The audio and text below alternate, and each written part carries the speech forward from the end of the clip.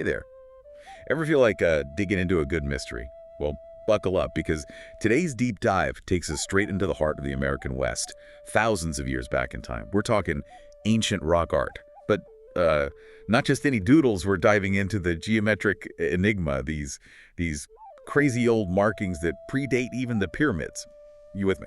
Absolutely. The fact that humans were etching these intricate patterns into rock surfaces, like when woolly mammoths still roam the earth, is pretty mind-boggling, isn't it? Totally. And you wouldn't believe some of the theories folks have about these markings. Some say it's ancient language, others think it's all about hunting magic. Yeah. And then there's this whole hallucination connection.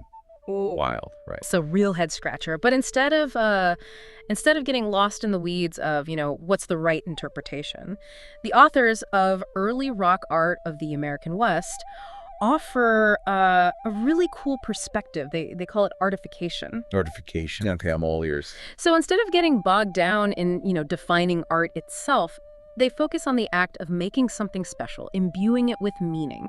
Think of it like this. Remember when you were a kid and you'd build a pillow fort? Oh, yeah. It wasn't just a pile of pillows. It was your castle, your spaceship, your secret hideout. Oh, yeah, I was a master fort builder. Exactly. You were artifying those pillows, transforming them into something extraordinary. And the author suggests that's what our ancestors were doing with those rock carvings, taking something ordinary, like a blank rock face, and transforming it into something meaningful. Okay, that makes sense. But how does this whole artification thing connect to, survival? Like, did carving a spiral on a rock help early humans find food or something? That's the million-dollar question, right? The book dives into some fascinating possibilities. One theory is that these markings helped early humans bond with each other, strengthening their social ties. Imagine a group working together to create these intricate designs. That kind of shared experience could have been a powerful way to build a sense of community and belonging. And in those days, a strong community meant a better chance of survival. Right, it's like that feeling you get when you're working on a group project and everyone's in sync. It builds camaraderie. So, strong social bonds, check. What other survival advantages might this artification thing have provided? Well, some researchers believe these markings were a way to communicate with other bands of humans, kind of like early billboards. Hey, we were here. Or maybe even good hunting grounds this way. I see, like leaving a message for the next group passing through. So it could have been about marking territory or even sharing vital information. Exactly. And don't forget that life for early humans was tough. They faced constant challenges, scarcity of food, dangerous predators, unpredictable weather. Creating these markings, taking the time to imbue their world with meaning and beauty, might have also been a way to cope with those challenges, to find a sense of order and purpose in a chaotic world. Wow, that's profound. Okay, so artification, this act of making things special, could have helped early humans survive by strengthening their social bonds, communicating with others, and even finding a sense of purpose in a challenging world. That's pretty amazing. But how do we even know how old these markings are? Dating rock art is a bit like trying to solve a puzzle with half the pieces missing. You can't just carbon date the etchings themselves, so archaeologists have to get creative. They look at things like the weathering of the rock, any overlapping designs that suggest one was made after another, and even analyze the varnish that builds up on the surface over time. So it's a whole detective process. Precisely. And while these methods might not pinpoint an exact date, they can give us a pretty good idea of the relative age of different markings and how these artistic traditions might have evolved over time. That's incredible. Okay, so we've established that these markings are ancient and this whole artification thing was a big deal. But what were they actually trying to communicate? Were they sending messages, telling stories, recording their grocery lists?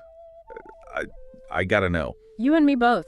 That's where things get really interesting, and we dive into the mystery of these geometric patterns. Because let's be honest, spirals, zigzags, grids, Yeah. they're not exactly the most straightforward forms of communication. Right, you're right. They're not exactly tweeting out their breakfast menu, but that's what makes these patterns so fascinating. They're found all over the world across different cultures and time periods, which makes some researchers wonder, what if these shapes aren't random doodles, but something more profound? Okay, now we're getting to the good stuff. You're about to blow my mind, aren't you? Get this. What if these patterns are hardwired into our brains? There's a theory that certain parts of our brains, the parts that process visual information, are naturally drawn to these geometric shapes, even without any external stimuli. Wait, so you're saying that these spirals and zigzags might be like the visual language of our brains? That's the idea. They're called phosphenes. These shapes we see when we close our eyes during migraines, or even as some people report during near-death experiences. And guess what?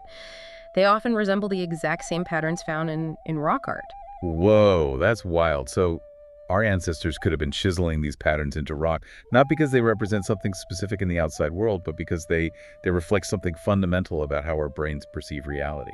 Exactly. It's like they're giving us a glimpse into their minds, showing us the world through their eyes, or rather through the unique wiring of their brains. That's incredible. You know, when you think about it, it makes perfect sense. Even today, we're drawn to patterns in nature, in art, in music. Maybe it's something primal, something embedded deep within us. And that brings us to one of the most common interpretations of rock art, shamanism. Many believe these markings represent the visions and experiences of shamans in altered states of consciousness. Right, like they were taking some ancient version of ayahuasca and seeing these patterns during their spiritual journeys.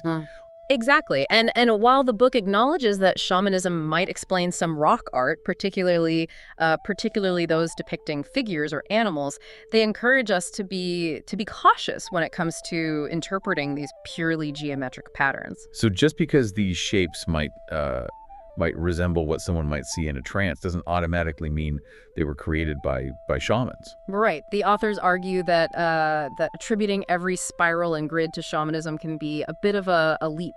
It's important to consider other possibilities and avoid imposing our modern interpretations on these ancient markings. I see their point. So if we're not going to interpret these patterns literally as messages or stories, and we're being cautious about the shamanism angle, then what's left? How can we even begin to understand the meaning behind these markings?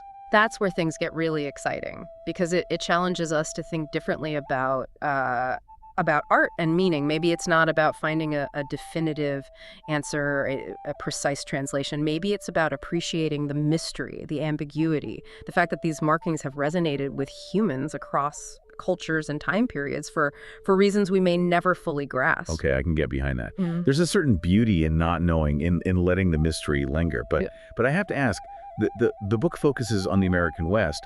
What about rock art from other parts of the world? Are there any connections? That's a great question.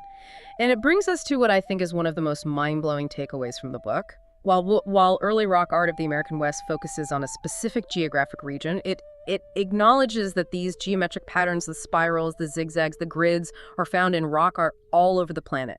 No way. Yeah. You're kidding me. So we're talking every continent, different cultures, all creating similar patterns. You got it. From the caves of Europe to the Australian outback, these shapes pop up again and again. And that leads us to a pretty incredible possibility. Let me guess. These patterns are so universal, so widespread that they must reflect something fundamental about the human experience, something that transcends time and culture. You nailed it. The authors propose that these markings represent some of the earliest forms of visual thinking, a way for our ancestors to externalize their thoughts and perceptions long before written language. Imagine these markings could be the echoes of the very first sparks of human consciousness. Wow. That's heavy stuff. So instead of seeing them as individual messages or stories, we can view these markings as a window into the shared human experience. A testament to the power of the human mind to find meaning and create beauty, even in the most challenging of circumstances. Exactly. And that's a powerful message for us today, especially in a world that often feels fractured and divided. These ancient markings remind us that beneath our differences, we share a common humanity, a shared capacity for wonder, creativity, and connection. That's a beautiful thought. But before we get too philosophical, there's one more thing I want to ask about portable art. The book mentioned these incredible engraved stones and other small objects. What's the deal with those? Ah, yes. Portable art is like this whole other dimension of early human creativity, and it suggests that this drive to artify wasn't limited to just rock surfaces.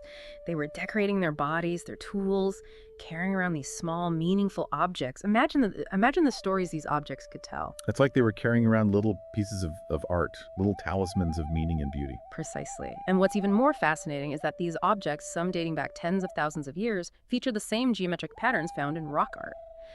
It further strengthens the idea that these shapes weren't random doodles, but held deep significance for our ancestors. So portable art reinforces this idea of a universal visual language, a way for early humans to carry meaning and beauty with them wherever they went. That's amazing. It really adds a whole other layer to the mystery, doesn't it? It's like these ancient artists were carrying around like their own personal art galleries. Right. It's easy to forget that these early humans were just as human as we are, with their own sense of aesthetics and desire to personalize their world. Absolutely. Okay, so we've covered a lot of ground in this deep dive. Yeah. Artification, those mind-bending geometric patterns, even portable art. What's the biggest takeaway you hope listeners walk away with? For me, it's the reminder that art isn't just something we hang on walls or put in museums. It's a fundamental part of what makes us human. It's about making the world around us meaningful, connecting with each other, and expressing something deeper about ourselves. I love that. And what I find truly inspiring is that this impulse to create, to artify, has been with us since like the dawn of our species.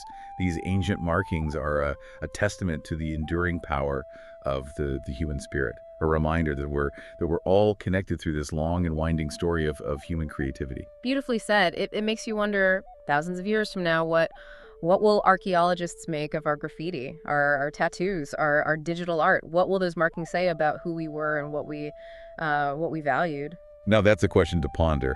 And on that note, I think it's time to wrap up this incredible journey into the past. Agreed. It's been a pleasure diving into this fascinating subject with you. Likewise.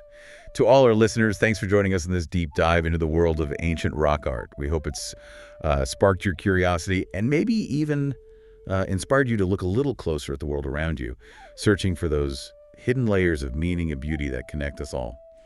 Until next time, keep exploring.